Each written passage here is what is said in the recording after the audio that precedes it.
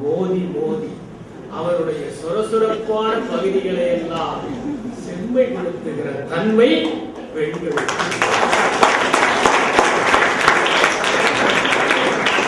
ஒரு வகையில் பார்த்தால் பாறை வெற்றி கொள்வது போல தோன்றும், ஆனால் இறுதியில் வெற்றி பெறுவது நீர்தான். ஒரு நல்ல தலைவன் நீரை போல இருப்பார். அவன் எதிர்ப்புகளை தாண்டி ஓடுவதற்கு கற்றுத் தருவார். ஒரு தடையை மீறி சுழன்று ஓடுவதற்கு சொல்லிக் கொடுப்பான். நாளடைவில் அந்த தடை அகன்றுவிடும். அதற்கு பிறகு அந்த நீர் போகிற போது எந்த தடையும் இல்லாமல் இருக்கும். சில நேரங்களில்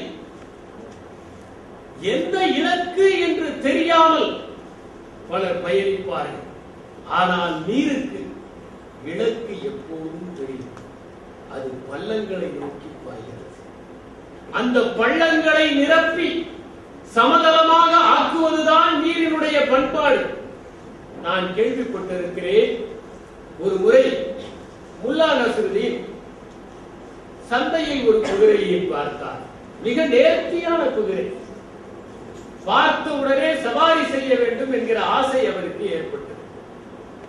எங்களுக்கு கூட குடியுரிமை பயிற்சி கொடுக்கிற போது குதிரையின் மீது சவாரியை கற்றுத் தருவார்கள்.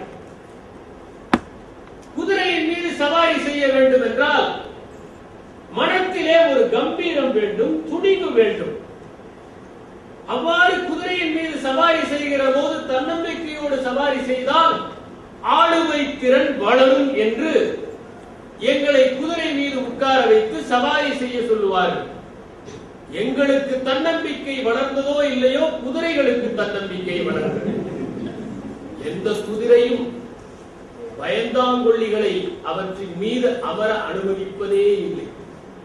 ஒருவன் முதுகில் அமருகிற துணியை வைத்தே இவன் கம்பீரமானவனா, நல்ல ஆளுமை உள்ளவனா, தலைமை பண்பு உள்ளவனா, கெட்டிக்காரனா, துணிச்சல்காரனா என்பதை குதிரைகள் தெரிந்து கொள்ளும். அப்படி முல்லா ஏறி அந்த குதிரையின் மீது அமர்ந்தார். அந்த குதிரை கண்ணா பின்னா என்று ஓட ஆரம்பித்தது. இவ்வளவு வேகமாக குதிரை போவதை பார்த்து தடுமாறி முல்லா அதனுடைய லகானை இழுத்து பிடித்து கீழே விடாமல் தன்னை பத்திரமாக காத்துக் கொண்டார். அப்போது எதிரே வருபவர் ஒருவர் கேட்டார், முல்லா அவசரமாக எங்கே போகிறீர்கள் என்று. முல்லா சொன்னார், எனக்கு என்ன தெரியும், குதிரையை கேளு. பல நிறுவனங்களில் தலைமை பொறுப்பில் இருப்பவர்கள் எங்கு செல்கிறார்கள் என்று அவர்களுக்கு தெரியவில்லை. அவர்களுக்கு கீழே உள்ளவர்கள் தான் தீர்மானிக்கிறார்கள். அவர்கள் தான் இவர்கள் எங்கே போவது என்று வழிநடத்தி செல்லுகிறார்கள். அதனால் இவர்கள் எங்கே போகிறோம் என்று தெரியாமலேயே பயணம் செய்து கொண்டிருக்கிறார்கள். நீ இலக்கை நோக்கி போவது, அதனுடைய இலக்கு கடல் தான். மலையிலே இருந்து உற்பத்தியானாலும் கடலை நோக்கி செல்வதுதான் நீரினுடைய பாதை. வள்ளங்களை நோக்கி செல்வதுதான் நீரினுடைய பாதை. எந்த தலைவன் வள்ளங்களை நிரப்புவதற்காக பாய்கிறானோ, எந்த இடங்களில் பற்றாக்குறைகள் இருக்கின்றனவோ அவற்றை நிரப்புவதற்காக பாய்கிறானோ, எந்த இடத்திலே தாழ்வுகள் இருக்கிறதோ அவற்றை சரி செய்வதற்காக பாய்கிறானோ, அவன்தான் நீரை போன்ற தலைவனாக இருக்க முடியும். அவன்தான் தூய்மையான தலைவனாக இருக்க முடியும். தலைமை என்பது நான் குறிப்பிட்டதைப் போல பொறுப்புகளை கொண்டது. பொறுமையாக இருப்பவர்கள் தான் தலைவர்களாக இருக்க முடியும். இளைஞர்களாகிய நீங்கள் ஏதேனும் ஒரு வகையில் தலைமை பொறுப்பை ஏற்றுக்கொள்ள வேண்டியவர்களாகத்தான் இருப்பீர்கள். அப்போது நீங்கள் எவ்வாறு செயல்படுவது என்பதை விளக்கி சொல்வதற்காகவும் உங்களுக்கு சில பயிற்சிகளை தருவதற்காகவும் செய்முறைகளை கற்றுத் தருவதற்காகவும் மிகவும் சிரமப்பட்டு திரு சிதம்பரம் அவர்கள் இந்த பயிற்சி முகாமை ஏற்பாடு செய்திருக்கிறார்கள். கரூர் டெக் சிட்டி ரோட்டரி கிளப்பும் மிகவும் முனைந்து இந்த பயிற்சி முகாமை ஏற்பாடு செய்திருக்கிறார். அதை பார்க்கிற போது நான் மகிழ்ச்சி அடைகிறேன். ஏனென்றால் இளைஞர்களுக்கு தலைமை பண்பை ஊட்ட வேண்டும் என்கிற எண்ணமே உன்னதமானது. திரு சிதம்பரம் அவர்கள் இதற்காக நிறைய முறை என்னுடன் பேசினார். எங்கள் இளைஞர்களுக்கு நீங்கள் வந்து உங்களுடைய கருத்துக்களை சொல்ல வேண்டும் என்று கேட்டுக்கொண்டார். நான் மகிழ்ச்சி அடைந்தேன். இன்றைய இளைஞர்கள் பெரும்பான்மையானவர்கள் எப்படியாவது வாழ்க்கையில் 25 வயது ஆகிற போது 5, 4, 3, 2, 1 என்று வாழ்க்கையில் செட்டில் ஆக வேண்டும் என்று நினைக்கிறார்கள். 5 இலக்க சம்பளம், 4 சக்கர வாகனம், 3 பிளாட் கொண்ட ஒரு வீடு, 2 குழந்தைகள், ஒரு மனைவி. இதுதான் 5, 4, 3, 2, 1. அதற்கு பிறகு அவர்கள் எதை பற்றியும் கவலைப்படுவது இல்லை. செய்தித்தாள்களை கூட படிப்பது இல்லை. உலகத்தில் எது நடந்தாலும் அவர்களுக்கு அக்கறை இல்லை. கை நிறைய சம்பளம் வருகிறது, அது போதும் என்று நினைத்துக் கொள்கிறார். இதை நோக்கித்தான் அவருடைய வாழ்க்கையே பயணப்படுகிறது. அக்டோபர் 2ஆம் தேதி பல படித்த இளைஞர்களை காந்தியை பற்றி கேட்டபோது சிலர் சொன்ன அபத்தமான பதில்களை பார்க்கிற போது எவ்வளவு சமூக அக்கறை இல்லாமல் இளைய சமுதாயம் இருக்கிறது என்று நமக்கு தோன்றியது. ஆனால் இளைஞர்களிடையே இருக்கக்கூடிய திறமைகள் அபாரம். நான் குறிப்பிடுவதற்கு பல அறிவியல் ரீதியான காரணங்கள் இருக்கின்றன. சென்ற தலைமுறையை விட இந்த தலைமுறை பல்வேறு விதங்களில் உயர்ந்திருக்கிறது. சென்ற தலைமுறையை விட இப்போது வாழ்கிற ஆண்டுகளின் எண்ணிக்கை அதிகரித்திருக்கிறது. ஒரு காலத்தில் 52, 48 இருந்தது. பெண்கள் 52 வருடங்கள் வாழ்வார்கள், ஆண்கள் 48 ஆண்டுகள் வாழ்வார்கள். 48 ஆண்டுகள் ஏன் வாழ்கிறார்கள் குறைவாக என்றால் கம்மியான ஊட்டச்சத்தினால் அல்ல, உற்சாகமானத்தினால். பெண்கள் 52 ஆண்டுகள் வாழ்வதற்கு காரணம் நெறியான வாழ்க்கையினால். இன்று 63 ஆண்டுகள் பெண்கள் சராசரியாக வாழ்கிறார்கள், ஆண்கள் 60 ஆண்டுகள் வாழ்கிறார்கள். அவருடைய ஆயுள் காலம் அதிகரித்திருக்கிறது. அடுத்ததாக அன்று இருந்ததை விட இன்று சராசரி உயரம் அதிகரித்திருக்கிறது. காரணம், இன்று நல்ல ஊட்டச்சத்து கிடைக்கிறது. ஒரு காலத்திலே 6, 7 குழந்தைகள் இருப்பார்கள், கூட்டு குடும்பம் இருக்கும். எனவே என்ன இருக்கிறதோ அதை பகிர்ந்து கொண்டு சாப்பிடுவார்கள். இன்று பல வீடுகளில் 2 குழந்தைகள் அல்லது 1 குழந்தை.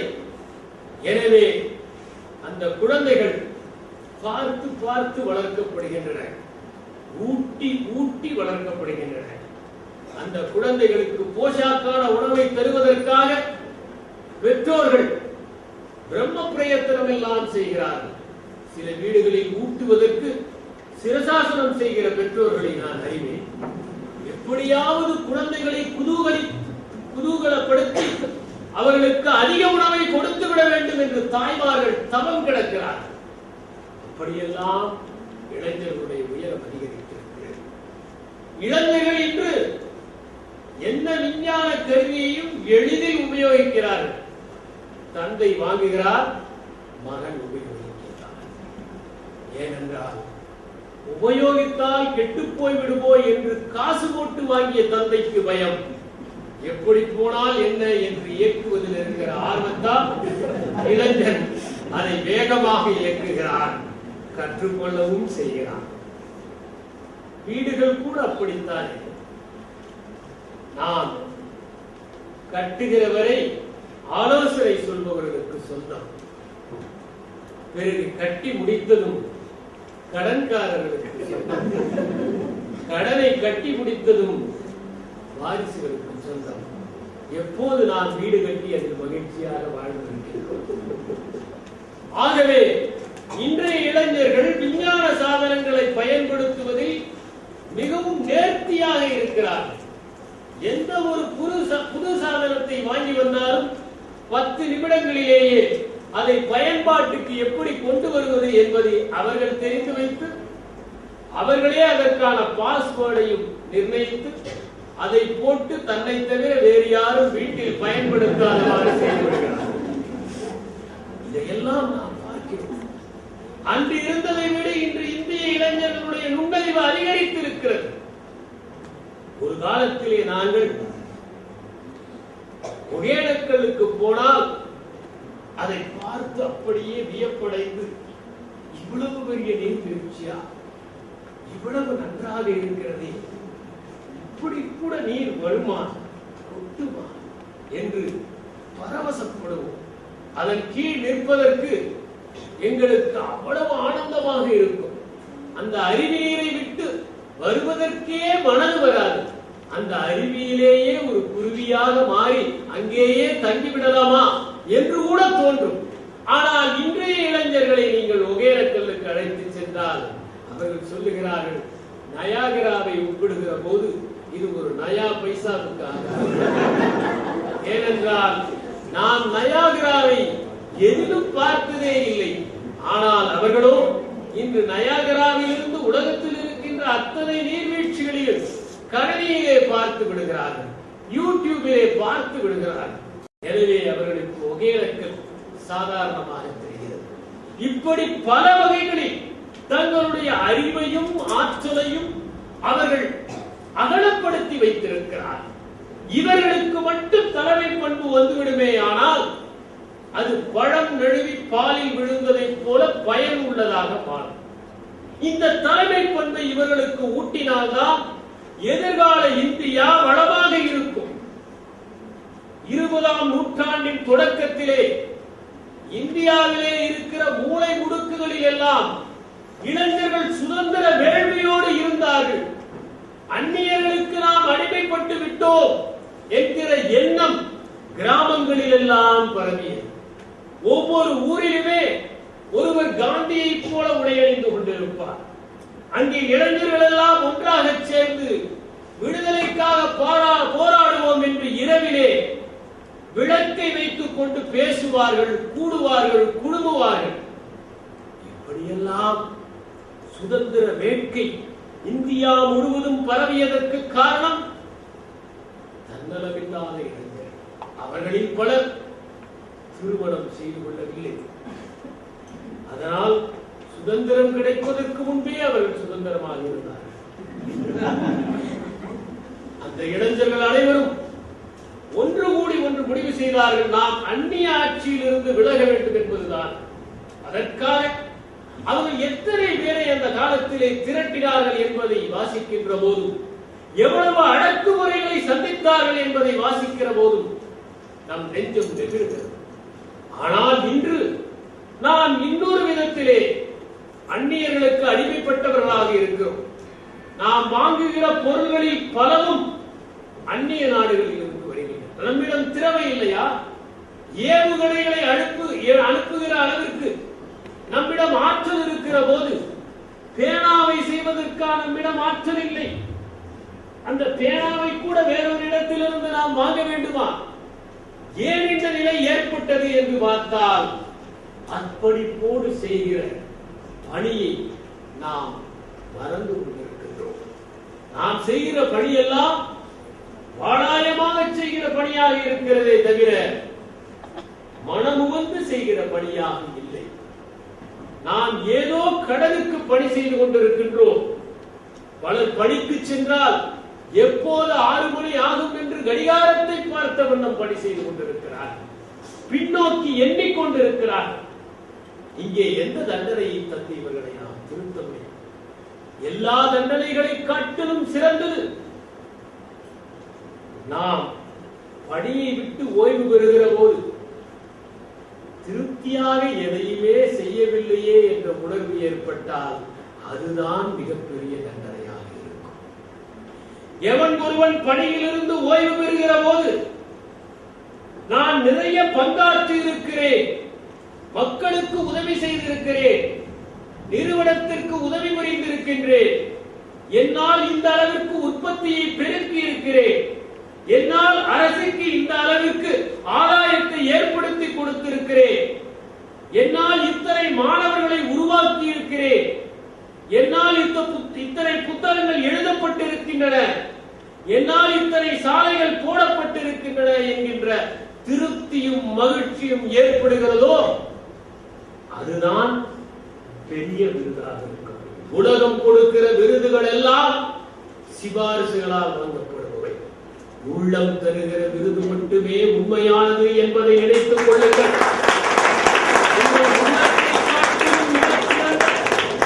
நீதிமான் இருக்க முடியாது என்பதை நினைத்துக் கொள்ளுங்கள். அப்படி எல்லாவற்றிலுமே மகிழ்ச்சியும் திருப்தியும் ஏற்படுத்த வேண்டும் என்றால் இங்கே வந்திருக்கின்ற இந்த 100 இளைஞர்கள் இந்தியாவிற்கே வழிகாட்டியாக நான் குறிப்பிட விரும்புவதெல்லாம், அன்று விவேகானந்தர் 100 இளைஞர்களை என்னிடம் ஒப்படையுங்கள், இரும்பினாலான எலும்பும் எஃகினாலான நரம்பும் கொண்ட இளைஞர்களை என்னிடம் கொடுங்கள், நான் இந்தியாவையே மாற்றி காட்டுகிறேன் என்று சொன்னார். இன்று சிதம்பரம் அவர்கள் 100 இளைஞர்களை இந்தியாவிற்காக உருவாக்கி தந்திருக்கிறார். நான் இவர்களை கரூர் ரோட்டரி சங்கம் உருவாக்கி இளைஞர்கள் என்று நினைக்கவில்லை. சிதம்பரம் அவர்கள் இந்தியாவிற்காகவே உருவாக்கி தந்த இளைஞர்களாகத்தான் பார்க்கிறேன்.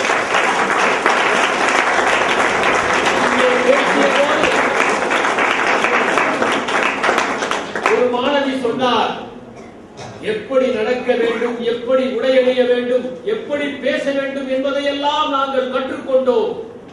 என்னை நீங்கள் உற்று பாருங்கள், நான் நிச்சயமாக ஒரு தலைமை பதவிக்கு உயர்வேன் என்று சொன்னார்.